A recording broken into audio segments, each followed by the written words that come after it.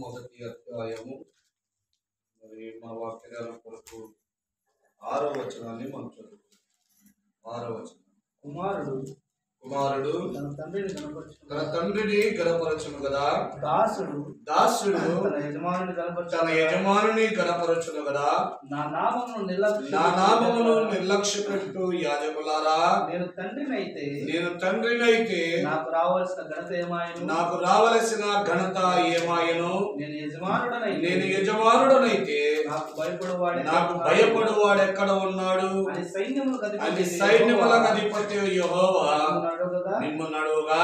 ఏమి చేసి నీ నామమును నిర్లక్ష్య పెట్టిమని మీరందరూ చాలు ప్రార్థన చేస్తారు. మహాపరిశుద్ధుడా, దయగల తండ్రి, స్తోత్రములైనా చదవబడినటువంటి వాక్య భాగము ద్వారా మాతో మాట్లాడు. మీ వాక్యము నాకు మాకందరికీ కూడా అర్థమయ్యే విధముగా మీరు బోధించండి.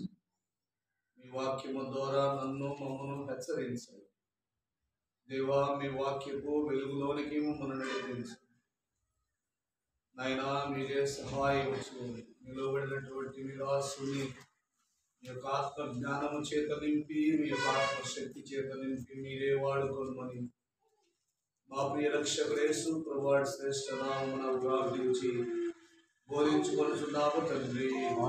ఆమేన్. దేవుడగు యెహోవా తన ప్రజలను, తన సేవకులను, తన మందిరములో తన పని జరిగిస్తున్నటువంటి యాజకులతో ఒక ప్రశ్న అడుగుతూ ఉన్నాడు. ఏం ప్రశ్న? నేను తండ్రినైతే నాకు రావలసిన ఘనత ఏమాయను అన్నాడు. తండ్రి, అబ్బా అని ప్రార్థన చేస్తావు, నన్ను తండ్రి అంటావు. తండ్రినైతే నాకు రావలసిన ఘనత ఎక్కడికి పోయింది అంటున్నాడు. అప్పుడు ఇశ్రాయేలు ప్రజలైన ఆయన యాజకులైనటువంటి, ఆయన సేవకులైనటువంటి యాజకులు ఏమన్నారంట? ఏమని అడిగారు? ఓ ప్రశ్న అడుగుతూ వారు కూడా, ఏమి చేసి నీ నామమును నిర్లక్ష్య పెట్టిమని ఏమంటారు? మనం కూడా ఈ ప్రశ్న మనకు కూడా వస్తూ ఉంటుంది. ఎప్పుడు చూసినా దేవుడు, దేవుని వాక్యము, ప్రార్థన మీరు ఇంకా కొదువా అది ఇది అని చెబుతానే ఉంటారు బోధకులు. మరి ఏమి చేసి మనము దేవునికి దూరస్తులమయ్యాము? ఏమి చేసి ఆయన్ను మనము నిర్లక్ష్యం చేస్తా ఉన్నాము? ఏ విధంగా మనం ఆయన్ను గణపరచడం లేదు? ఏ విధంగా మనం ఆయన్ను ఆరాధించడం లేదు?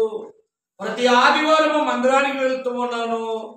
మరి ప్రతి సేవకుడు వచ్చిన సేవకులందరితో నేను ప్రార్థన చేయించుకుంటూ ఉన్నాను. ఇదిగో మరి ఎంతో సంఘ సహవాసం కలిగి ఉన్నాను. నా యొక్క అనుదిన జీవితంలో మరి 4-5 సార్లు ప్రార్థన చేస్తూ ఉన్నాను. మరి ఎన్నోసార్లు మొరపెడుతూ ఉన్నాను. మరి నేను ఏమి చేసి ఆయన నామాన్ని నిర్లక్ష్యం చేస్తున్నానబ్బా అనే ప్రశ్న మనకు కూడా కలవచ్చు. దేవుడు యెహోవా నాటి యాజకులు అడిగినటువంటి ప్రశ్న ఈనాటి నిన్ను నన్ను అడిగితే కూడా మన సమాధానం ఏమిటి అనేది కూడా ఒక ప్రశ్నగా మిగిలిపోతా ఉంది. గమనించండి. భక్తుడు యోహాను రాస్తూ ఇశ్రాయేలు ప్రజలు, ఆనాటి యేసు ప్రభు వారి కాలంలో ఉన్నటువంటి ఇశ్రాయేలు ప్రజలు కూడా ఈ ప్రశ్న ఆయన అడుగుతా ఉన్నారు. చూడండి ప్రభువారు ఏం చెప్పారు, వారు ఏం అడుగుతున్నారు అనేది కొన్ని విషయాలు మనం చూసి ముందుకు వెళ్ళిపోదాం. యోహాను సువార్త 8వ అధ్యాయం.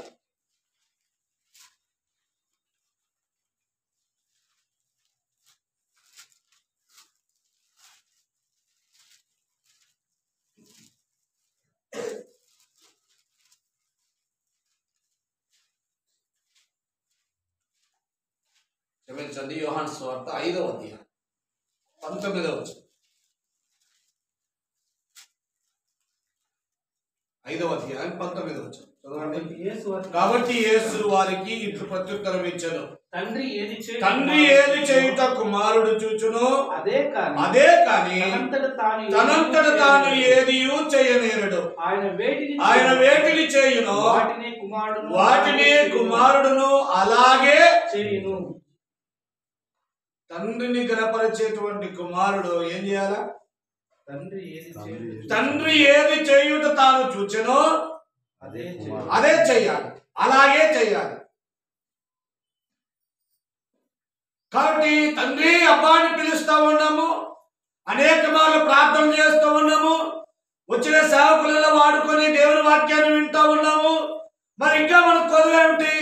ఇంకా మనము దేవునికి దూరస్తులు, దేవునికి సమీపముగా లేరు, ఆయన గణపరిచేవారుగా లేరు అని అంటూ ఉన్నారు ఏంటి అనే ఒక ప్రశ్న కూడా మనకు కలుగుతూ ఉంది. ప్రభువైన యేసుక్రీస్తు ప్రభువారు ఈ లోకంలో ఉండగా ఆనాటి ఇశ్రాయేలులతో ప్రభు అంటున్నటువంటి మాట ఏమిటంటే, తండ్రి ఏమి చేయుట కుమారుడు చూచునో అది తప్ప ఏమి చెయ్యడు. ఆయన ఎలాగూ చేయుట, ఏమి ఆయన ఆజ్ఞాపిస్తాడో అలాగే చేస్తాడు తప్ప మరి అంతకు మించి ఏమి ఆయన చెయ్యడు అని తనను గూర్చి పరిచయాన్ని చేసుకుంటూ ఉన్నాడు.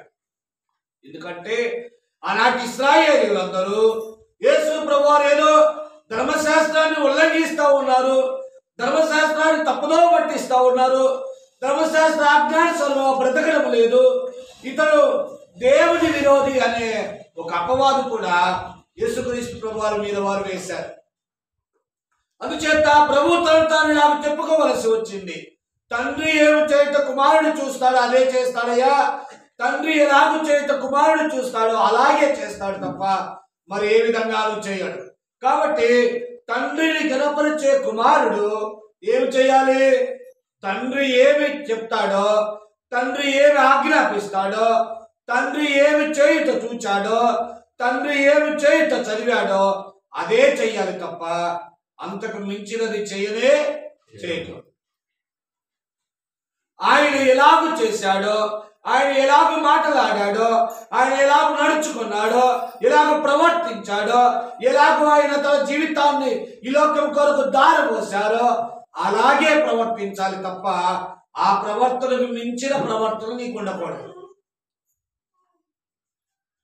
కాబట్టి తండ్రి ఏమి చేయుట కుమారుడు చూచునో అలాగే చేస్తాడు తప్ప ఏమి చెయ్యడు అని ప్రభు అన్నట్టుగా తండ్రిని గణపరిచేటువంటి కుమారుడు తండ్రి ఏమి చేయుట చూచాడు, తండ్రి ఏమి చేయుట చదివాడు, తండ్రి ఏమి చేయుట విన్నాడు దాని ప్రకారమే చేయాలి తప్ప మరి ఏది కూడా చేయకూడదు. అందుకు ఈ ఇశ్రాయేలు ప్రజలందరూ కూడా ఏమన్నారంటే, ఏమరా తండ్రి చేసినట్టుగా చేయలేదని మమ్మల్ని అంటావా? మేము ఎవరు అనుకుంటున్నావు? చూడండి ఇప్పుడు 8వ అధ్యాయం ఉన్నట్టు 8వ అధ్యాయం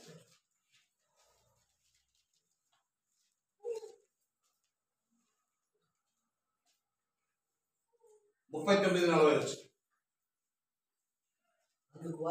అందుకు వారు ఆయనతో మా తండ్రి అబ్రహామని ఏమంట? ఎవరంట వాళ్ళ తండ్రి? ఏమనుకుంటున్నావు? ఏం మాట్లాడుతున్నావు నువ్వు? మా తండ్రి ఎవరు? మేము అబ్రాహాము సంతానమయ్యా అని చెప్తున్నారు. ప్రభు పై వచ్చిన వాళ్ళు ఏమన్నారంటే 36వ చదువు, కుమారుడు మిమ్మును స్వతంత్రులుగా చేసిన మీరు నిజముగా స్వతంత్రులై ఉన్నారు. 37 మీరు అబ్రహాము సంతానమని ఎవరు తెలుసంట? యేసు ప్రభు వారికి తెలుసు ఎవరి సంతానమని. వీళ్ళేమంటున్నారు? కమ్మలు గుద్దుకుంటా మేము అబ్రహాం సంతానం అంటున్నారు. ఎవరి సంతానం అంట? మేము అబ్రహాం సంతానం అంటున్నారు. ఇలాంటి దేవుని ప్రజల్లో కూడా చాలా మంది నేను క్రైస్తవ కుటుంబంలో ఉంటానయ్యా అని చెప్పుకుంటున్నారు. చాలా మంది నేను అగ్రప్ప గారి వారసుని అని చెప్పుకుంటున్నారు. చాలా మంది నేను దేవదాసయ్య గారి వారసుని అని చెప్పుకుంటున్నారు. కానీ ప్రభు ఏమంటున్నాడంటే, నేను తండ్రినైతే నాకు రావలసిన ఘనత నీవు ఎవడి వారసుడు అన్నది కాదు. నీ తండ్రి ఏమి చేయుట నువ్వు చూచావో అలాగ నువ్వు చేస్తున్నావా? నీ తండ్రి ఏమి చెప్పుట నీవు విన్నావో అలాగే నువ్వు ప్రవర్తిస్తూ ఉన్నావా? ఇది కదా తండ్రిని కనపరిచే కుమారుడు చేయవలసినటువంటి పని. ఇశ్రాయేలీయులు ఏమంటున్నారు? అయ్యా, నేను తండ్రి ఏమి చెబుతున్నాడో నేను అదే చేస్తూ ఉన్నాను, తండ్రి ఏం ఆజ్ఞాపించాడో ఆ చొప్పున నేను జరిగిస్తూ ఉన్నాను అని అంటే, ఈ పరిసయ్యులు, సద్దుకాయలు, వీళ్ళంతా పెద్దలంతా ఏమన్నారు? మేమెవరు అనుకుంటున్నావు? మేము అబ్రహాము సంతానం అన్నారు. ప్రభు ఏమన్నాడంటే, చూడండి 40వ దేవుని విన్న సత్యము మీతో చెప్పిన వాడనైన నన్ను మీరిప్పుడు చంపవెదకుచున్నారు. అబ్రహాము అట్లా చేయలేదు. అబ్రహాము ఏం చేయలేదు? అట్లా చేయలేదు. 39వ వచనం కూడా చదవండి ఒకసారి. అందుకు వారు ఆయనతో, మా తండ్రి అబ్రహాముని యేసు అబ్రహాము పిల్లలైతే అబ్రహాము చేసిన క్రియలు చేతులు. ఎవరు చేసిన చేతులు? అబ్రహాము చేసిన క్రియలు. మేము అబ్రహాము సంతానం అని చెప్పుకుంటున్నావే, మీరు అబ్రహాము పిల్లలైతే ఎట్లా చేస్తారు? అబ్రహాము చేసిన పనులు చేస్తారు. అబ్రహాము చేయని పనులు మీరు చేయరు. మరి అబ్రహాం ఏం చేశాడు? తన దేవాది దేవుడు తన తండ్రి వినపరచబడినట్టుగా, తన దేవాది దేవుడు హెచ్చింపబడినట్టుగా అబ్రహాం ఏం చేశాడు? నీవు నేను ఏం చెయ్యాలి? తండ్రిని వినపరచుచున్నామని చెప్పుకొనుచున్నాం మనము, తండ్రిని సేవించుచున్నామని చెప్పుకొనుచున్నాం మనం ఏం చెయ్యాలి? మొట్టమొదటిగా అబ్రహాము ఏం చేశాడో మనకు తెలిస్తే మనం ఏం చేయాలో మనకు అర్థమవుతుంది. కాబట్టి ఇప్పుడు రండి, ఆదికాండం 12వ అధ్యాయం. అబ్రహాము దేవునికి ఎంత విధేయత చూపాడు, అబ్రహాము తన తండ్రి అయిన దేవుని ఎలా గణపరిచాడో కొన్ని మాటలు మనం చూసుకొని ముందుకు వెళ్ళిపోదాం. ఆదికాండం 12వ అధ్యాయం. నీవు నేను మరి మనుషులు చెప్పింది, వారు చెప్పేటువంటి మాటలు, నేను క్రైస్తవ కుటుంబంలో పుట్టాను, నేను ఆయన వారసుని, నేను ఈయన వారసుని, నేను ఆయన శిష్యుని, నేను ఈయన శిష్యుని అని చెప్పుకోవాల్సిన అవసరం లే. ఈ క్రియలు ఎవని ఎందుంటాయో, అబ్రహాము చేసినటువంటి క్రియలు ఎవని ఎందుంటాయో వాడే తండ్రిని కనపరిచేటువంటి వాడు, వాడే ప్రభువును సేవించేవాడు, వాడే దేవుని ఎందు భయభక్తులు గలవాడనే సంగతి మనం 3 విషయాలు చూసుకొని ముందుకు వెళ్ళిపోదాం. చూడండి, అబ్రహాము దేవుని పట్ల ప్రవర్తించినటువంటి ప్రవర్తన ఏమిటో కొన్ని విషయాలు మనం చూసుకున్నాం. 12వ అధ్యాయం 4వ వచనం. యెహోవా అతనితో చెప్పిన ప్రకారము అబ్రహాము ఎట్లా వెళ్ళాడు? యెహోవా చెప్పిన ప్రకారము అబ్రహాము వెళ్ళాడు. ఎవరు చెప్పిన ప్రకారం వెళ్ళాడు? దేవుడు చెప్పిన ప్రకారం వెళ్ళి. ఒక మాట చెప్పాలంటే ఎవరు చెప్పిన ప్రకారము? దేవుడు చెప్పిన ప్రకారం వెళ్ళాడు. నీవు నేను వెళ్తున్నావా? వీళ్ళు ఏమంటున్నారు? మేము అబ్రహాము సంతానము అంటున్నారు. అబ్రహాం ఏమన్నాడు? అబ్రహాం ఏం చేశాడు?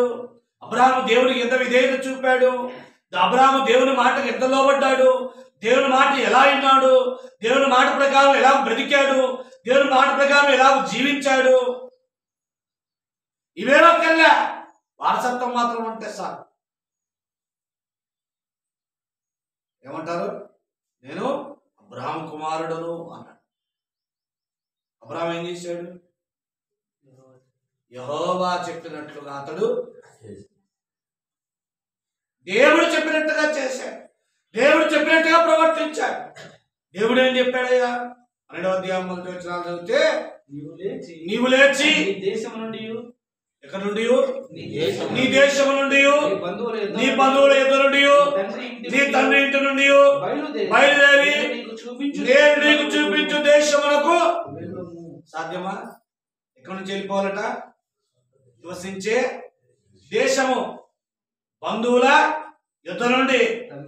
తండ్రి ఎందుకు తండ్రి ఇంటి నుండి వెళ్ళమన్నాడు? తండ్రి ద్వారా సంక్రమించే ఆస్తుల కొరకు ఏమన్నా నిలిచిపోతాడేమో అని. తండ్రి ద్వారా నాకు అవి రావాలి ఇవి రావాలి, ఆ ఆస్తి కోసం నిలబడి ఉన్నా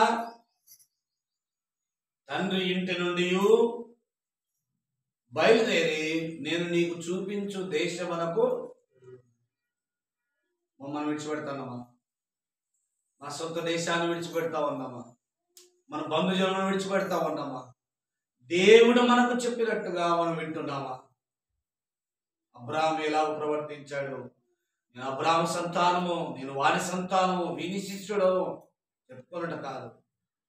ఆ భక్తులు ఎలాగ ప్రవర్తించారో, ఆ భక్తులు దేవుని మాట ఎలాగ విన్నారో, దేవుని మాటకు ఎంత విధేయత చూపారో, దేవుని మాట చొప్పున ఎలాగ బ్రతికారో, దేవుని మాట చొప్పున ఎలాగ నడుచుకున్నారో, దేవుని మాటకు ఎంత లోబడ్డారో. అబ్రాహాముతో దేవుడు ఏం చెప్పాడు? అబ్రాహాము ఏం ప్రవర్తించాడు? అబ్రాహామును దేవుడు అన్నాడు, నీ సొంత దేశము నుండి, నీ బంధువుల ఎదురు నుండి, నీ తండ్రి ఇంటి నుండి నీవు బయలుదేరి నేను నీకు చూపించు దేశమునకు వెళ్ళమన్నాడు. అబ్రాహాము ఏం చేశాడంట? యెహోవా తనతో చెప్పినట్టుగా అబ్రాహాము చేశాడు, వెళ్ళాడు. ఏ దేశానికి పోవాలి ప్రభువా? అక్కడ ఆహారం ఉంటుందా? అక్కడ నీళ్లు ఉంటాయా? అక్కడ తాగడానికి, అక్కడ మరి తినడానికి ఆహారం ఉంటుందా? ఇవేమీ ప్రశ్నలు అడగలేదు. దేవుడు తనతో అన్నాడు, నీ తండ్రి ఇంటిని, నీ బంధుజనమును, నీ యొక్క ఆ దేశాన్ని విడిచిపెట్టి నేను నీకు చూపించే దేశానికి వెళ్ళమంటే అబ్రాహాము ఏం చేశాడు? మూటాముడి సర్దుకొని దేవుడు తనకు చూపిస్తున్న దేశమునకు ప్రయాణము ఎంతగా విన్నాడు ఆయన మాట, ఎంత విధేయత చూపాడు ఆయన మాటకు, ఎంతగా లోబడ్డాడు ఆయన మాటకు. నీవు నేను నీ తండ్రి దేవుడైతే, నీ తండ్రి నీ దేవుడైతే నీవు ఆయన మాటకు లోబడుతున్నావా? ఆయన చెప్పినట్టుగా నడుచుకుంటున్నావా? ఆయన చెప్పినట్టుగా ప్రవర్తిస్తూ ఉన్నావా? ఎలా జీవిస్తూ ఉన్నా? నేను 20 సంవత్సరాలే దేవుణ్ణి నమ్ముకోని, 30 సంవత్సరాలే దేవుణ్ణి నమ్ముకోని, దేవుని మాట వినకుండా 8 సంవత్సరాలైనా లాభం లేదు. అబ్రాహాము దేవుని మాట చొప్పున మూటమ్ముడు సర్దుకొని తనకు చూపించే దేశానికి దేవుని మాటకు విధేయత చూపి లోబడి ఏం చేశాడు? బయలుదేరేశాడు. అంతే. ఏమేమి విడిచిపెట్టేశాడు? సొంత దేశాన్ని విడిచిపెట్టాడు, బంధుజనమును విడిచిపెట్టాడు, తండ్రి ఇంటిని, అన్నదమ్ములను, అక్క చెల్లెలను, తల్లిదండ్రులను. దేవుడు తనకు చూపించే దేశానికి బయలుదేరాడు. దేవుని మాటకు మనం ఎంత విధేయత చూపుతాం? ప్రభు నిన్ను నన్ను అలాగూ పిలువలేదే, నన్ను నీ తండ్రి ఇంటిని విడిచిపెట్టరా, నీ బంధువులను విడిచిపెట్టరా అని పిలువలేదే. దేవుడు నీకు ఇచ్చిన కొద్దిపాటి సమయంలో ప్రభు కొరకు కొంత సమయం, ప్రభు కొరకు కొంత ధనము, ప్రభు కొరకు కొంత సమయాన్ని, కొంత సహాయాన్ని నేను చేయగలుగుతున్నావా? అబ్రాహాము ఇంకా ఏం చేశాడో చూడండి.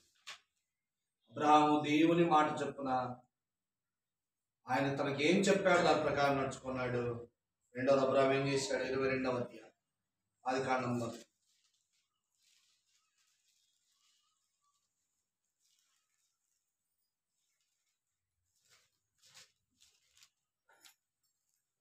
3వ వచనం.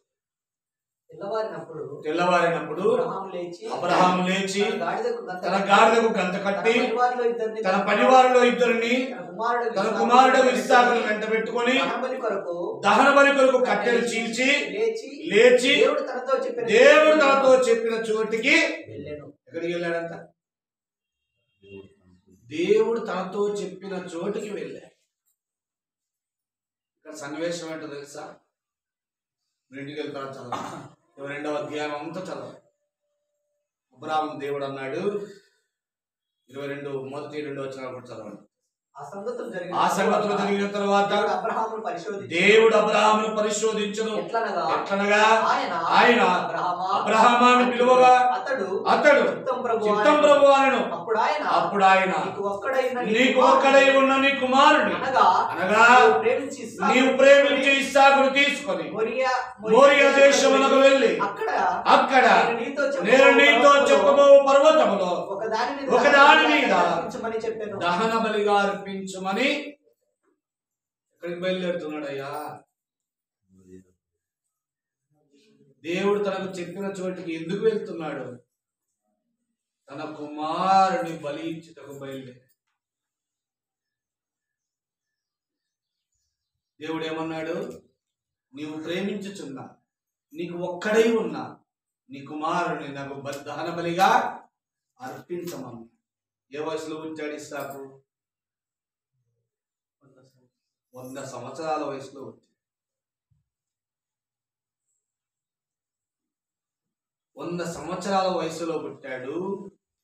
చాలా సంవత్సరాలు వేచి ఉన్న తర్వాత కుమారుడు కలిగాడు. ఆ ఒక్కగానొక కుమారుని కూడా దేవుడు దహన బలి అడిగితే అబ్రాహాము ఏం చేశాడంట? ఏం చేశాడు? చూడండి 3వ వచనం మళ్ళీ ఒకసారి. యెహోవా దేవుడు తనతో చెప్పిన చోటికి ఏమేమి తీసుకొని, కట్టెలు పేర్చుకొని, దహన బలి కొరకు అగ్ని నిప్పును చేర్చుకొని, గాడిదకు గంత కట్టి, తన పరివారుడు 2 తోలుకొని దేవుడు తనకు చెప్పిన చోటికి వెళ్ళిపోతాం. ఎంత విధేయుడయ్యా, ఎంత లోబడ్డాడయ్యా! దేవుని మాటకు నీవు ఇంతగా విధేయత చూపుతా ఉన్నావా? నేను అబ్రహాము వారసులను, నేను అబ్రహాము సంతానం అని చెప్పుకొనుచున్నావే. అబ్రహాము చేసినట్టుగా నీవు చేస్తున్నావా? యోహాను సువార్త 5వ అధ్యాయంలో అన్నాడు కదా, తండ్రి ఏమి చేయుట కుమారుడు చూచునో అదే చేస్తాడు తప్ప వేరే ఏమి. అబ్రహాము సంతానము, అబ్రహాము వారసులం అని చెప్పుకుంటున్నావే. నీవు అబ్రహాము వలె ప్రవర్తిస్తున్నావా? దేవుడు ఏమడిగాడు? ఒక్కడై ఉన్న తానెంతగానో ప్రేమించుచున్నా, లేక లేక తన వృద్ధాప్యమందు కలిగినటువంటి కుమారుడైన ఇస్సాకును బలియమ్మంటే కట్టెలు వేర్చుకొని, నిప్పు తయారు చేసుకొని, పనివాండ్రులో 2 పెట్టుకొని ఎంత విధేయత చూశాడు కదా. మోరియా దేశానికి వెళ్ళిన తర్వాత తన పనివాండ్రులతో కూడా విశ్వాసంతో కూడిన ఒక మాట కూడా అన్నాడు. చూడండి,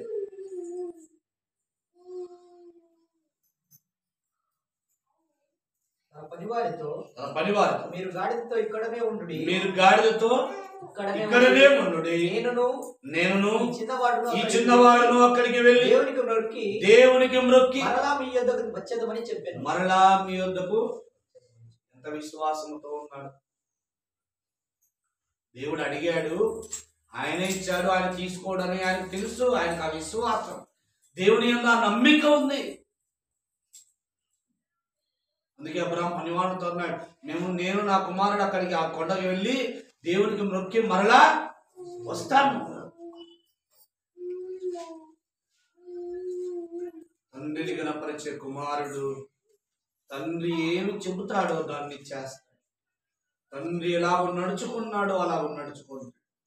తండ్రి ఎలాగో ప్రవర్తించాడో అలాగో ప్రవర్తిస్తాడు. కాబట్టి అబ్రహాము దేవుని మాటకు సంపూర్ణ విధేయత చూపాడు. ఎంతగా అంటే ఒక్కడై ఉన్న తాను ఎంతగానో ప్రేమిస్తున్న తన కుమారుడైన ఇస్సాకును సైతము దహన బలిగా అర్పించు సిద్ధపడేంత విధేయత దేవుని పట్ల ఆయన చూపించాడు. 3వ అబ్రహాము ఏం చేశాడు అన్నమాట, ఒక మాట చూసుకొని మనం ముగించాము.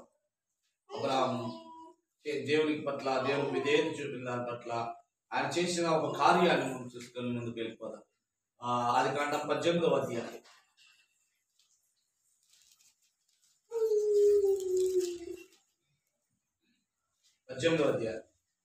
18-19 వచనం. అబ్రహాము నిశ్చయముగా బలము గల గొప్ప జనమగును, అతని మూలముగా భూమిలోని సమస్త జనములు ఆశీర్వదింపబడును. ఎట్లనగా యెహోవా అబ్రహామును గూర్చి చెప్పినది అతనికి కలుగు చేయనట్లు తన తరువాత తన పిల్లలను తన ఇంటి వారును నీతి న్యాయములు జరిగించుచు యెహోవా మార్గములు గైకొనుటకు అతడు వారికి ఆజ్ఞాపించి అతను ఆజ్ఞాపించినట్లు నేను అతనిని ఎరిగి ఉన్నాను. ఏమని ఆజ్ఞాపించాడంట? యెహోవా మార్గమును గైకొనుటకు అతడు వారికి ఎవరికి ఆజ్ఞాపించాడు?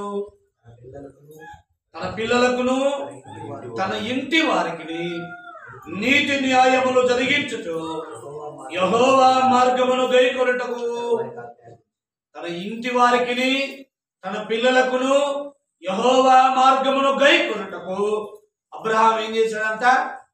ఆజ్ఞాపించాడంట. ఆజ్ఞ అంటే ఏం చేయాలి? తప్పనిసరిగా చెయ్యాలి. ఆజ్ఞ అంటే తప్పనిసరిగా చెయ్యాలి. కాబట్టి తన ఇంటి వారును తన పిల్లలను దేవుని ఆజ్ఞ, దేవుని మాట, ఆయనను సేవించుట, ఆయన ఆరాధించుట, ఆయనకు లోబడుట అనే అతని మార్గమును తన ఇంటి వారందరూ చేయనట్లుగా అబ్రాహాము తన ఇంటి వారికి తన పిల్లలకును ఏం చేశాడంట? ఆజ్ఞాపించాడంట. మనము మన పిల్లలకు దేవుని ఆజ్ఞానుసారముగా దేవుని మాట చొప్పున ఆయనకు విధేయత చూపుటయందు, ఆయనకు లోబడుటయందు మన పిల్లలకు మనం ఆజ్ఞాపిస్తూ ఉన్నామా? వాటిని మన పిల్లలకు మనం అభ్యసింపజేస్తా ఉన్నామా? వాటిని మన పిల్లలకు నేర్పిస్తా ఉన్నామా? వాటిని మన పిల్లలకు గైకొన్నట్టుగా నీవు ఆ ఆజ్ఞానుసారంగా నడుచుకుంటున్నావా?